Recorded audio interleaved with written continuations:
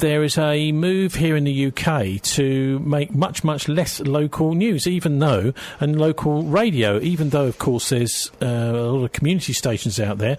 They're not really funded in the way that they could be and should be, like the commercial channels, like Heart and people like that. So there is an enormous change going on, Martin, at the moment, and the House of Commons has been looking at it over the last couple of weeks.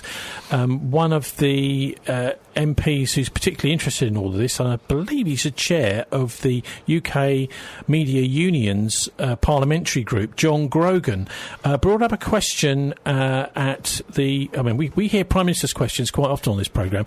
One thing we don't very often hear is DCMS questions, the Department for Culture, Media and Sport, and here's what he had to say last week.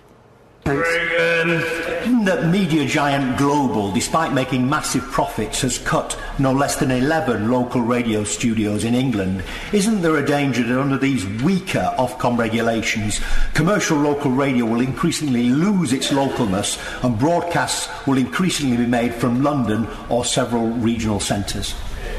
I understand the honourable gentleman's concern, but for a start, the localness guidelines are strict, they are tough, and it will require large radio corporations, commercial radio corporations, to have local studios.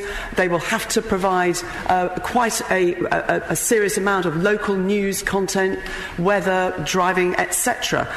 So I don't share his concern, and it is up to Ofcom to police this, and I think they're doing a good job. And we must remember that for radio, local, commercial and indeed community radio, to be sustainable, they did need a lighter touch regulatory regime. Well, that's an answer there from the Minister. Martin, John Grogan's saying there, he's the Labour MP for Keighley in Yorkshire as well, is that although these local radio licences are being franchised out or auctioned off to anyone who wants to bid for them, what's happening is there's two big companies. There's one's called Global, which is US-owned, and one called Bauer, which is a German-owned company.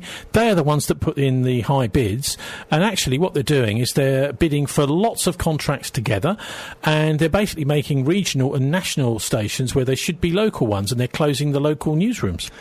Well, that's right. This is all about regulation, isn't it? There's only a certain amount of bandwidth. Well, Ofcom changed the rules last year. Well, exactly. There's only a certain amount of bandwidth, and pirate radio is pirate radio because basically they're taking other people's bandwidth, and ultimately, if there's going to be a certain amount of bandwidth, you've got to have some rules about who's allowed and who's not allowed to use it. Well, and if you design it to allow, you could just say that if you're going to be a local community, a local station, you can only have one local station.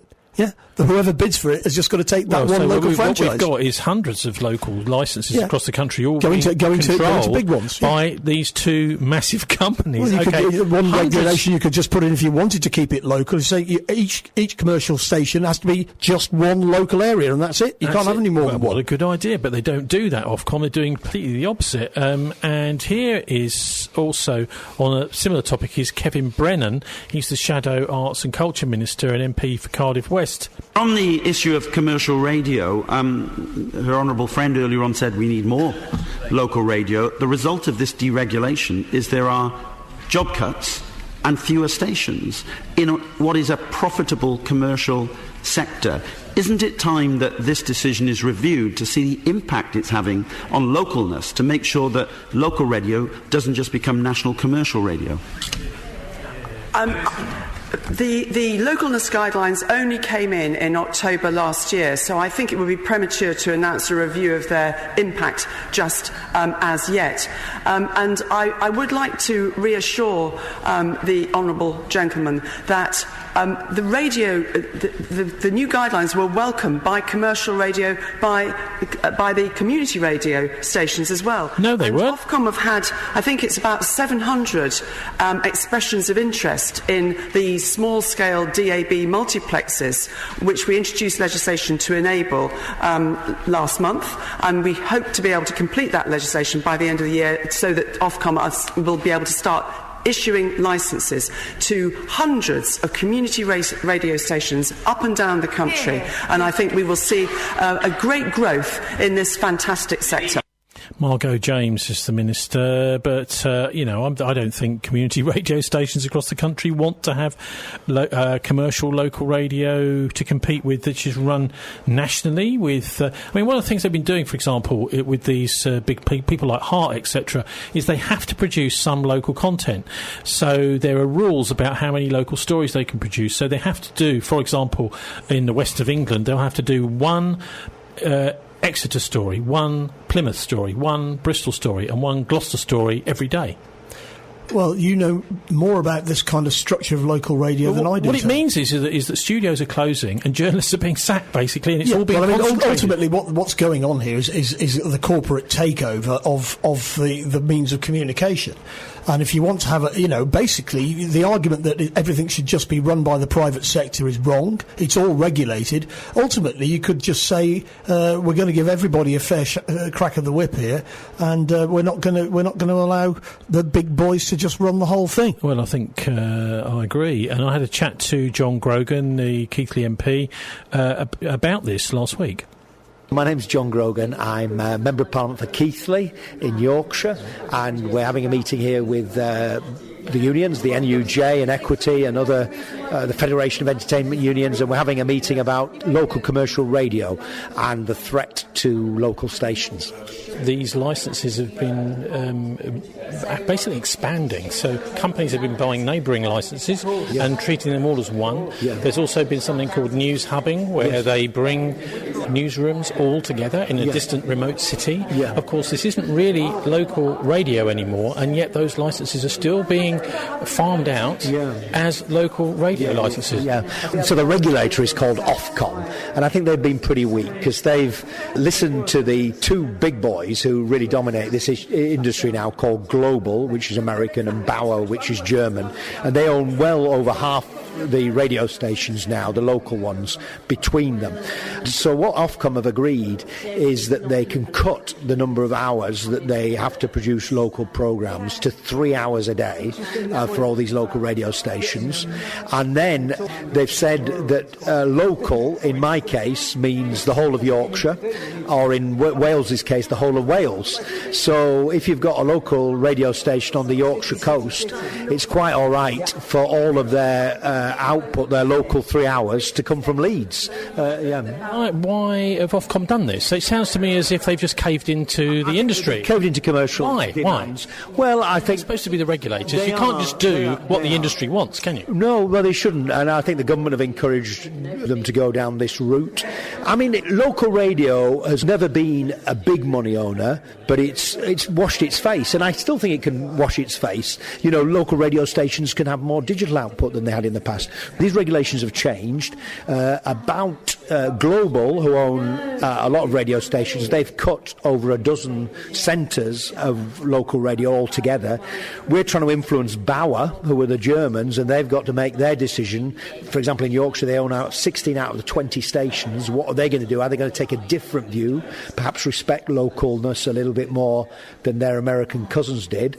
And we've got to try and make sure that if there's a change of government at any stage, these regulations are looked at. But there's a bit of a sinister Orwellian side to this. Isn't it really about central control of information? I think there's something wonderful about local news, isn't there? Because if you've got local news... You have different points of view coming from a local area than the establishment view. You do, and you can get a campaign going, against a closure or in favour of building something.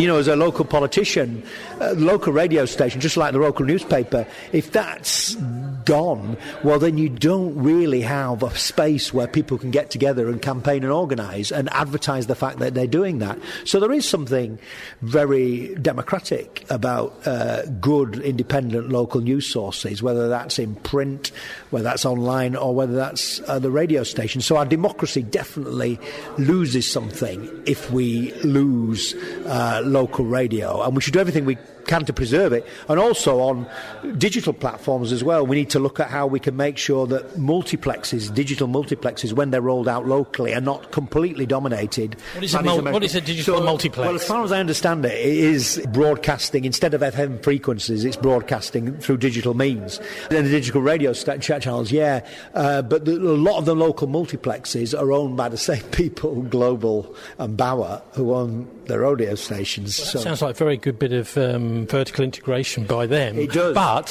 who's going to win, the shareholders of these big companies or the local radio listeners? Yeah, certainly not the listeners, and I'd call them citizens as well, The shareholders are going to win because they then to virtually change the local radio stations into national radio stations, and they've got more outlets. That's their business model with a little bit of local content. So you have one story a day about Scarborough if you're running the coastal radio station, and that's all you've got to do. And you can produce that from Leeds. Any listeners that care about local radio, what can they do? Well, talk about it, raise it, write to your MP, write to your local newspaper, show you care, really, and because if we don't care, it'll be gone. That's John Grogan, Martin, and he's talking there about something which hasn't really been reported very much, which is that these big companies, not only do they actually own they own the journalists, they employ the journalists, they own the studios and they own the transmitters, but they also own these digital multiplexes which are transmitting everybody's signals. So there is really, as I call it, their vertical integration, but they own the whole lot. Yeah, well, there's definitely, monopolisation going on in this sector, and it's very important all over the world. I thought when he said global, he was talking about Globo TV in Brazil, which have been big supporters of Bolsonaro, and of course they do things like Classic FM and various other things. But what they're doing is they've made such a lot of money nationally that they're starting to buy up all these local stations. For example, here in Bristol, what frustrates me is that we've got communities from all over the world here, and we've every ability to do international programme from Bristol, but it just simply doesn't happen. What happens is all of the international and all the national news comes from London. Well, I think what we've done on this programme over 10 years, Tony, is to show that local and international and national news can be integrated and nested together in the modern digital era. It doesn't just have to be about Cats Up Tree in Keighley. It can also be about, the local, the international stuff, but from a local perspective. And of course, when you were just on FM, you could only broadcast locally. But of course, all local radio can now be listened to all over the world. I was talking to somebody in the pub over the road some years ago. I was talking about what we were doing. He said, well, I listen to this surfing station in Australia because I'm a surfer. And it's a local station in Australia that covers surfing. But it's got an international following because, even though it's only broadcast locally in one area of Australia. It's all just about money, though, isn't it? These stations like Heart just make more money as a national station because they're not employing hardly anybody anymore. Well, that's right. So you just stand there with a uniform, bland, universal product. There's beef burgers, which can be of all varieties, and there's McDonald's.